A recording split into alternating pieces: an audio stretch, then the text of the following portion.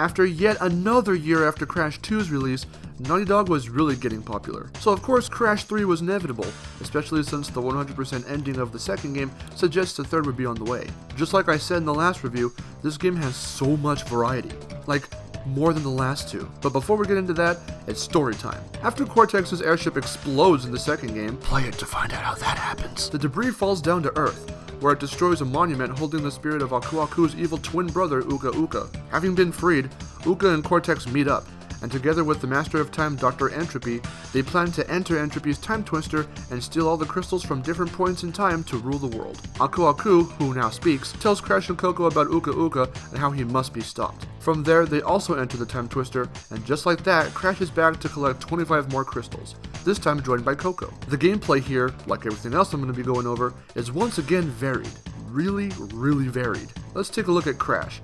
Every time you defeat a boss, you now obtain a new power-up. All of them, except probably for the Super Belly Flop, are extremely useful and for some secret gems, essential. You gotta be skilled with them to get to certain places and obtain certain gems. Crash has ditched his jet ski and ground digging abilities in exchange for swimming underwater, dino riding, motorcycle riding, and plane riding. Crash once again feels good to control, though if I could get a bit analytical and technical, when you jump in the second game and you've stopped moving in midair, Crash comes to an abrupt stop in midair, making his control really spot on and accurate when landing somewhere. In this game, and even in the first game, this isn't the case, so in turn Crash feels a tad slippery in that regard, but if you've been playing these games for as long as I have, you'll get used to that. It's not very jarring, just a small thing that most people wouldn't really pick up on. Now let's talk about Coco. You don't do any Crash-styled platforming with her, instead you control her via tiger riding, jet ski riding with her own kind of jet ski, and plane riding just like Crash. All of these control well, so the way Coco was implemented here is really good. She even has her own boss battle against Engine, and whew, that one's crazy. Now, one of the bigger things to talk about, once again, are the environments.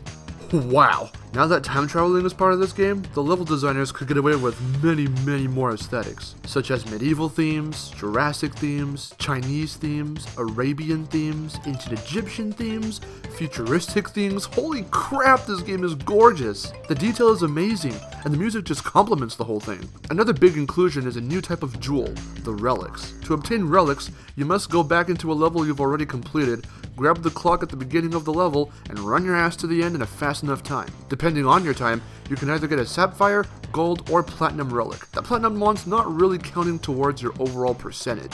They're really just there for show. So going for 100% completion can be tricky in this game. I would say don't get any platinum relics until after you've gotten everything else. Your relics at that point should be gold. Besides all this, little touches like another warp room aesthetic bump, your crate total finally being shown, and some other things are good tweaks. So in the end, this game's really good. I like that it visually, in terms of models and such, isn't too different from Crash 2, but it otherwise has its own feel and still does much more than both Crash 1 and 2. It builds on what the last installment brought to the table, much like Crash 2 did with the first game. Sadly, however, this would be Naughty Dog's last Crash platformer. After the next game, Crash Team Racing, Naughty Dog's contract was up, and in order to work directly with Sony as a first-party company, they had to drop the rights to Crash. But they still had enough ideas and visions for one more Crash game, so in the next review, we're going to take a look at Crash's first spin-off.